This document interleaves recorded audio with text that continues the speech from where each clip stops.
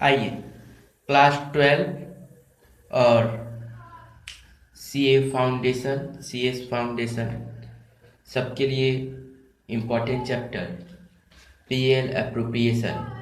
ये partnership portion का सबसे पहला पार्ट पीएल अप्रोप्रिएशन। ये पीएल अप्रोप्रिएशन में हम लोग को सबसे पहले हम लोग को ये समझना पड़ेगा कि पार्टनरशिप होता क्या है, फिर ये समझना पड़ेगा कि पीएल अप्रोप्रिएशन होता क्या है। तो हम लोग ध्यान से पढ़ेंगे, ध्यान से काम स्टार्ट करेंगे। तो पीएल अप्रोप्रिएशन में जाने के पहले हम लोग को पार्टनरशिप कॉन्सेप्ट को समझना पड़ेगा, क्योंकि अल्टीमेटली हम लोग चैप्टर कर क्या रहे हैं, पार्टनरशिप। और यहाँ से एमसीक्यू क्वेश्चन फाउंडेशन वाले लोग को भी देता ही देता है कंपलसरी। इस चैप्टर से 3-4 मार्क्स का क्वेश्चन फंसता है।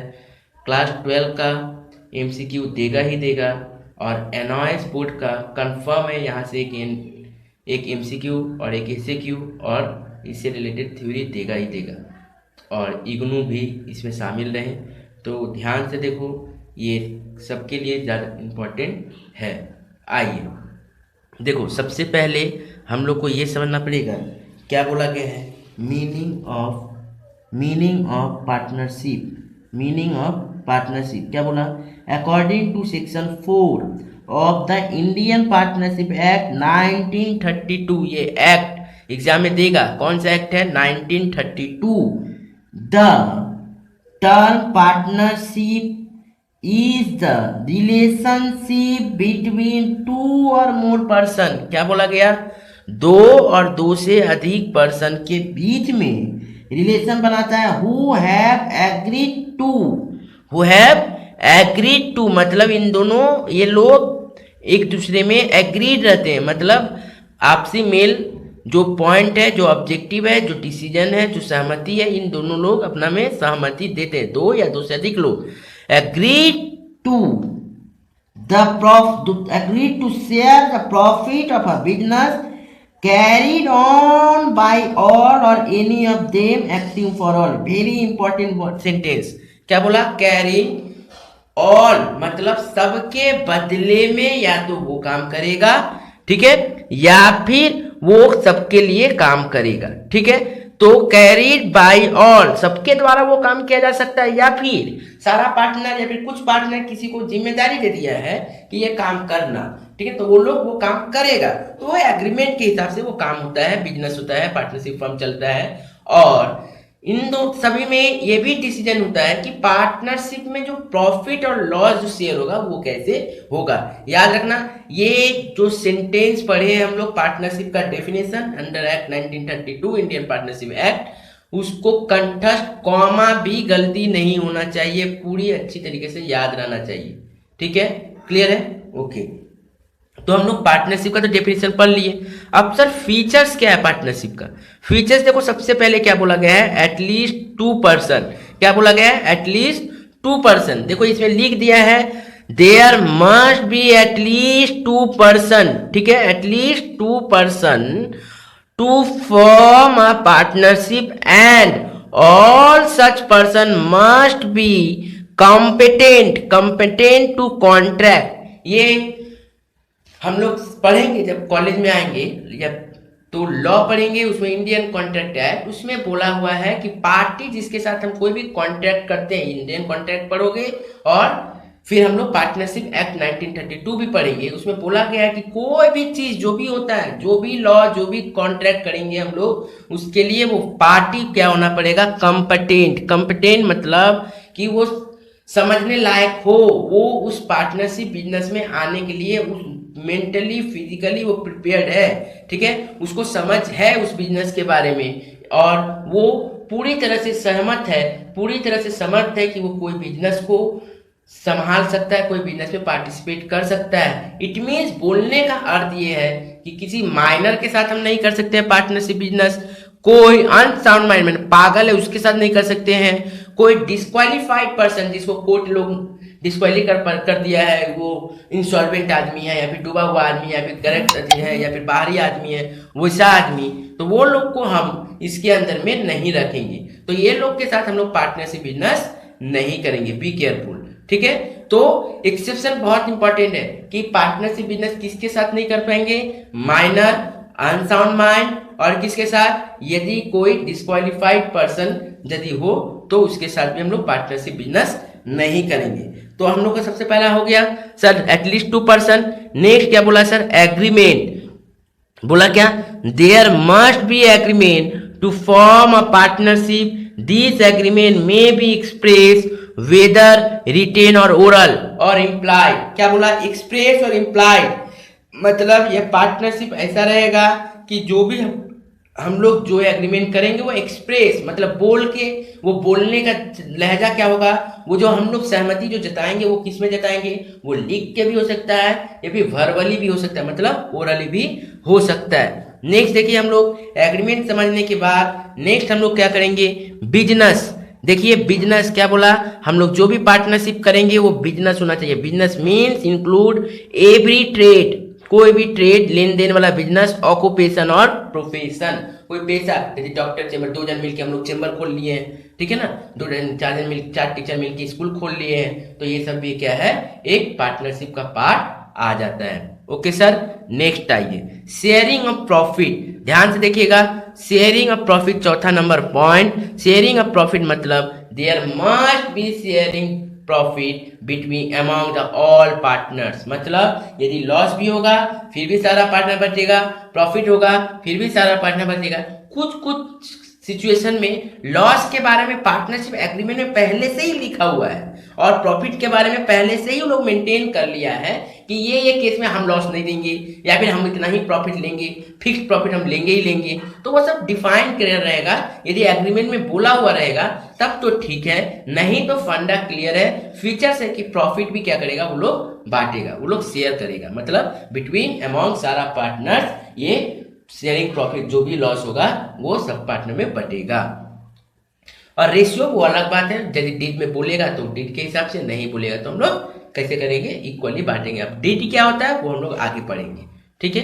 Next mutual agency. Mutual agency मतलब there must be mutual agency relationship among the partner. Mutual agency relationship means each partner is both an agent और प्रिंसिपल, मतलब हर पार्टनर नौकर भी है मालिक भी है। मतलब कोई आदमी ये नहीं बोल सकता कि तू मालिक नहीं है हम मालिक है, कोई आदमी ये नहीं बोल सकता कि तू नौकर हम नौकर है तू नौकर नहीं है, ऐसा नहीं, सबका पूरा पूरा हक है उसमें, ठीक है। सबको ही क्या करेगा, मालिक है, और सबको ही उस बिजनेस के लिए क्या है, नौकर भी है। तो सबका बात सुना जाता है, सबका डिसीजन एक साथ लिया भी जाता है। क्लियर है सर, ये जब हो जाएगा तो नेक्स्ट हम लोग पढ़ेंगे, हम लोग क्या, नेक्स्ट हम लोग पढ़ेंगे पार्टनरशिप डीड। नेक्स्ट क्या पढ़ेंगे हम लोग सर, पार्टनरशिप डीड। ध्यान से देखिए पार्टनरशिप डीड क्या होता है, बोला गया है मीनिंग देखो, partnership deed is a written document which contains the term and condition of partnership agreed upon by all the partner. क्या बोला, बोल रहा है कि पार्टनरशिप डीड क्या है, पार्टनरशिप डीड एक रिटेन एग्रीमेंट है, किसके बारे में, बिजनेस जो चलेगा तो किस लिहाज से चलेगा, क्या क्या कंटेंट रहेगा, कैसे सब कोई मेंटेन करेगा, प्रॉफिट कैसे बचेगा, लॉस कैसे बचेगा, इंटरेस्ट ऑन कैपिटल, कोई ढुकेगा तो क्या उसका प्रोसेस है, कोई जाएगा तो क्या प्रोसेस है, गुडविल वैल्यूएशन, ये सब बहुत सारा मैटर होता है, उससे रिलेटेड इसमें क्या होता है, एक रिटेन एग्रीमेंट बनता है जिसको हम लोग क्या बोलते हैं, पार्टनरशिप डीड बोलते हैं। ओके सर, नेक्स्ट आइए हम लोग, नेक्स्ट कहाँ आएंगे, पार्टनरशिप डीड बोलने के बाद सबसे पहले हम लोग को ये भी देखना पड़ेगा पार्टनरशिप डीड में होता क्या क्या है, इंपॉर्टेंस क्या क्या है सर, ये it is important to settle any possible dispute. देखिए यदि हम लोग पार्टनरशिप डीड करेंगे तो फ्यूचर में यदि कोई डिस्प्यूट होगा तो डीड तो हम लोग बनाए हैं, ऑथेंटिसिटी तो मेरा है, उसको हम दिखा देंगे कि देखो तुमने तो पहले ये बोला था, अभी तुम ये नहीं मान रहे, तो कैसे होगा, क्योंकि वहां पे उसने सहमति जताया था। तो एक डीड क्या होता है, एक रिटेन एग्रीमेंट सब क्षेत्र में हम लोग को हेल्पफुल होता है, किस पर्पज में, कि नहीं ये बाद में यदि ये मुकर जाए तो एक प्रूफ रहेगा कि देखिए इस हिसाब से हम लोग का पार्टनरशिप एग्रीमेंट चल रहा था। नेक्स्ट नंबर बी में बोला है it serves as an the evidence of court of law, मतलब जब कोर्ट में यदि हम कोई केस करेंगे तो हम लोग ये एक तरह से एविडेंस रख पाएंगे, ठीक है ना, एक प्रूफ रहेगा कि देखिए पहले ये ऐसे बोला था, इस हिसाब से कॉन्ट्रैक्ट हुआ था, अब ये कॉन्ट्रैक्ट से मुकर जा रहा है, ठीक है। ओके, ये सारी इंडियन पार्टनरशिप एक्ट में उतना चलिए वहां से यदि अलग हो जाएगा, अलग थलग पड़ जाएगा, क्योंकि पार्टनरशिप ये भी देखना पड़ता है कि रजिस्ट्रेशन है कि नहीं, उसी हिसाब से कोर्ट भी उसको फैसला देगी। यदि वहां नहीं होगा तो वो कम से कम इंडियन कॉन्ट्रैक्ट एक्ट में, क्योंकि पार्टनरशिप भले चलिए एग्रीमेंट कंपलसरी रजिस्ट्रेशन हुआ कि नहीं हुआ वो बात की बात है, लेकिन वो कॉन्ट्रैक्ट एक्ट के हिसाब से वो तो डिस्प्यूट कहाएगा ही। तो एक तरह से ये एग्रीमेंट रहने से क्या होगा कि वो इजीली अपना कोई भी यदि फ्यूचर में डिस्प्यूट हो तो सेटलमेंट कर पाएगा फर्म और पार्टनर के बीच में। क्लियर है सर? नेक्स्ट, कंटेंट क्या क्या रहता है? कंटेंट मतलब उसमें एलिमेंट क्या क्या रहता है? पार्टनरशिप डीड के अंदर में देखिए सारा एलिमेंट, ध्यान से देखिएगा। Name of the firm, name of the address of the all partner, nature of and place of the business, कैसा बिजनेस है, क्या करता है, अमाउंट ऑफ कैपिटल कंट्रीब्यूट, कितना कौन आदमी लगाया है, रेशियो क्या हिसाब से बांटेगा, इंटरेस्ट ऑन पार्टनर कैपिटल क्या है, इंटरेस्ट ऑन लोन क्या है, सैलरी कमीशन है ना, ठीक ना, ये सब बहुत सारे, interest on drawing, goodwill valuation, ये सब बहुत सारी चीजें हम लोग पार्टनरशिप डीड के अंदर में एलिमेंट डालते हैं। एलिमेंट कंटेंट सब एक ही चीज है। ओके, नेक्स्ट पार्ट में हम लोग आएंगे। अब आइए ध्यान से देखिए कि पीएल अप्रोप्रिएशन अकाउंट क्या होता है। PL appropriation, profit and loss appropriation accounts क्या होता है और इसका फीचर्स हल्का बहुत हम लोग समझेंगे, क्योंकि जो एमसीक्यू टाइप क्वेश्चन है उसी टाइप पे, उसी के हिसाब से हम कर रहे हैं। ठीक है, ये लॉन्ग टाइप क्वेश्चन इस चैप्टर से आता नहीं है, तो मैं जो भी बता रहा हूँ एमसीक्यू टाइप पे बता रहा हूँ। क्लियर है? तो आइए क्या बोला देखिए ध्यान से। PL and profit and loss appropriation account क्या होता है? देखो, profit and loss appropriation account is an extension of profit and loss account that is prepared to distribute the net profit amongst the partners, all adjustment relating to the partners of interest on capital, interest on drawing, salary, partner commission, partner, ये सब चीज। मतलब क्या बोला PL appropriation क्या है? Extension part है। किसका sir? Profit and loss account का। किसका एक्सटेंशन पार्ट है? एक्सटेंशन पार्ट है प्रॉफिट एंड लॉस अकाउंट का, जिसमें क्या दिखाया जाता है?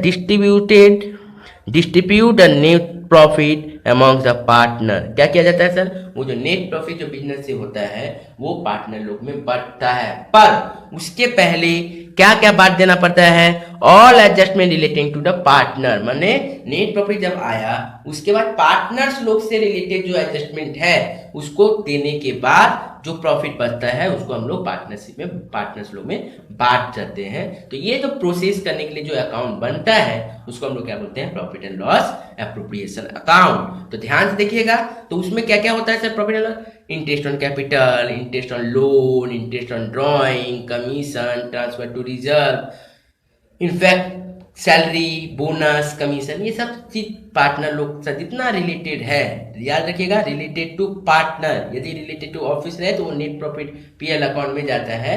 Related to partner, salary, bonus, commission, interest on capital of the partner, interest on drawing of the partner, interest on loan of the partner. ये word partner, be careful, partner रहे तभी हम लोग पीएल अप्रोप्रिएशन में लेंगे, नहीं तो हम लोग पीएल अप्रोप्रिएशन में नहीं आता है वो सब चीज, फिर वो चल जाएगा कहाँ? पीएल अकाउंट में। तो पीएल अप्रोप्रिएशन क्या क्या आता है समझ में आया? पीएल अप्रोप्रिएशन किसको बोलते हैं वो भी समझ में आ गया होगा। नहीं समझ में यदि आए, यदि मिस कर गए होंगे कि क्या बोले, तो एक बार रिमाइंड कर लीजिएगा। फिर भी यदि नहीं समझ में आएगा तो हमको ग्रुप में पूछ लीजिएगा। नेक्स्ट देखिए, फीचर्स क्या बोला है? Features of profit and loss appropriation account. ध्यान से देखो, this account is prepared after the profit and loss account. कब बनता है sir? Profit and loss account के बाद। Number 2, preparation of this account is solely based on partnership agreement. किसके ऊपर बेस्ड रहता है? Partnership agreement. Partnership agreement means क्या? Partnership deed. डीड में जैसे जैसे मेंटेन है उसी हिसाब से पार्टनर पीएल अप्रोप्रिएशन बनता है। यदि डीड में इंटरेस्ट ऑन कैपिटल बोला है तो पीएल अप्रोप्रिएशन में इंटरेस्ट ऑन कैपिटल रहेगा। यदि डीड में इंटरेस्ट ऑन ड्राइंग के बारे में बताया हुआ है तब जाके पीएल अप्रोप्रिएशन में इंटरेस्ट ऑन ड्राइंग के बारे में रहेगा। यदि डीड साइलेंट है, salary, bonus, interest on capital के बारे में, तो वहाँ पे कुछ भी नहीं आएगा पीएल अप्रोप्रिएशन में। हम लोग आगे पढ़ेंगे कि डीड में यदि साइलेंट सब कुछ रहता है तो क्या क्या आ सकता है, क्या क्या नहीं आ सकता है। ये पीएल अप्रोप्रिएशन का फीचर समझाने के बाद हम नेक्स्ट उसी को पकड़ेंगे। ध्यान से देखिए, फिर तीसरा नंबर फीचर्स क्या है? This account is prepared to distribute the profit as shown profit and loss account among the partner. ये क्या करता है? प्रॉफिट का जो हिस्सा है सब कुछ करने के बाद प्रॉफिट का जो हिस्सा है वो profit and loss appropriation account दिखाता क्या है कि पार्टनर लोग में कितना बटेगा, पार्टनर लोग में किस हिसाब से ये बटेगा वो चीज तो दिखाता है। नेक्स्ट देखिए, in this account item which are appropriation in nature can be recorded. तो यही जो हम लोग बांटते हैं, एप्रोप्रिएशन जो करते हैं वो इसमें हम लोग लेते हैं। बस आया बात समझ में, क्लियर होंगे। नेक्स्ट आइए, नेक्स्ट देखो ध्यान से, बोला कि पार्टनरशिप डीड में यदि साइलेंट रहे, पार्टनरशिप डीड में यदि मेंशन नहीं है तो हम लोग किसका किसका काम करेंगे और किसका किसका काम नहीं करेंगे। याद रखिएगा, पार्टनरशिप डीड में यदि interest on capital, interest on capital, interest on drawing, salary, remuneration, bonus, commission, ये सब के बारे में कुछ नहीं यदि डीड में मेंटेन्ड है, डीड में यदि कुछ भी बोला हुआ नहीं है, डीड में यदि कुछ भी मेंशन नहीं है, पार्टनरशिप एग्रीमेंट और डीड में यदि ये सब के बारे में, किस सब के बारे में, interest on capital, interest on drawing, partners commission, salary, remuneration, bonus, हेना तेना जितना सारा चीजें हैं वो सब चीज के बारे में यदि कुछ भी जस्टिफाइड और एक्सप्लेन नहीं किया हुआ है, उसमें मेंशन नहीं किया हुआ है, तो हम लोग उसका काम नहीं करेंगे। पीएल अप्रोप्रिएशन में कोई कैलकुलेशन उसका नहीं होगा। सिर्फ दो चीज ऐसा है जिसके बारे में यदि पीएल अप्रोप्रिएशन में नहीं भी बोला हुआ है फिर भी हमको वो काम करना पड़ेगा। पहला चीज इंटरेस्ट ऑन लोन, मतलब पार्टनर लोग जो एडवांस दिया है बिजनेस को, तो इंटरेस्ट ऑन लोन जो है उसको हम लोग किस हिसाब से बांटेंगे, उसको हम लोग बांटेंगे इक्वली। कैसे बांटेंगे, इक्वली, मतलब यदि 3 पार्टनर है तो 1:1:1, 4 पार्टनर तो 1:1:1, तो जितना पार्टनर उसको इक्वली में बांटेंगे। यदि पार्टनरशिप डीड में मेंटेन नहीं है तो, यदि मेंशन है कि 2:3:2, 3:2:1, 4:3:2:1, तो इस हिसाब से यदि मेंशन है तो मेंशन के हिसाब से बांटेंगे। पर यदि डीड में मेंशन नहीं है तो शेयर एंड प्रॉफिट कैसे होगा, इक्वली बांट दिया जाएगा। कैसे बांट दिया जाएगा, इक्वली बांट देंगे।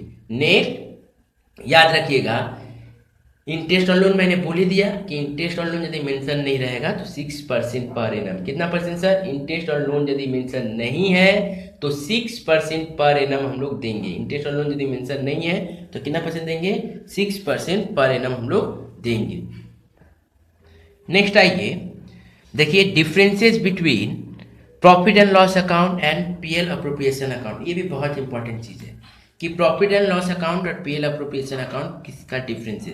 देखो, हम जानबूझ के इस बुक को फॉलो कर रहे हैं क्योंकि आप लोग के पास ये बुक है तो आप लोग को याद करने में भी सुविधा होगा, बार बार वहीं से चीज़ें याद कर पाएंगे।